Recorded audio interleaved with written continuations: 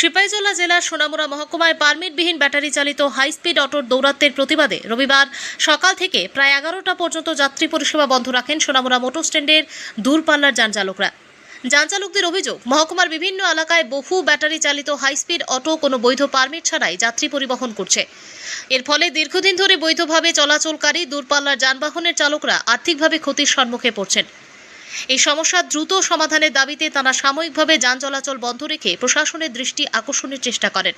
পরে সোনামুড়া মোটর স্ট্যান্ডে বিষয়টি নিয়ে বৈঠকে বসেন ভারতীয় মজদুর সংঘের স্থানীয় নেতৃত্ব ও জনপ্রতিনিধিরা। বৈঠকে উপস্থিত ছিলেন সোনামুড়া মণ্ডল সভাপতি সুব্রজিৎ দাস, নগর পঞ্চায়েতের ভাইস চেয়ারম্যান শাহজাহান মিয়া, বিএমএস-এর সিপাহীজলা জেলা সম্পাদক বিপ্লব মজুমদার সহ অন্যান্য নেতৃবৃন্দ।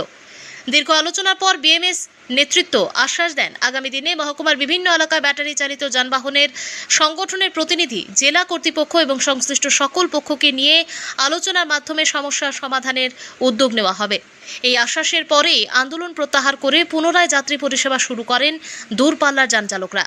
সোনামুড়া প্রতিনিধির রিপোর্ট, প্রতিদিন ত্রিপুরা। মূলত ভারতীয় প্রাইভেট ট্রান্সপোর্ট মজদুর মহাসংঘের উদ্যোগে আমাদের সকল ইউনিয়ন, বাস জিপ থেকে শুরু করে অটো রিক্সা থেকে শুরু করে আমাদের মালিক সংস্থা থেকে শুরু করে সকলে উপস্থিত। আমাদের বর্তমান যে যাত্রী পরিষেবার যে অবস্থা দিন দিন অবনতির দিকে যাচ্ছে এবং তেলের পয়সাটুকু হচ্ছে না। বিভিন্ন সমস্যা, আমাদের কিছু কিছু অভিযোগ যে একটা গাড়ি যদি নাগরতলা থেকে বের হয়, সোনামুড়া পর্যন্ত একটা স্টপেজও করে না, একজন যাত্রীও ওঠানামা করে না।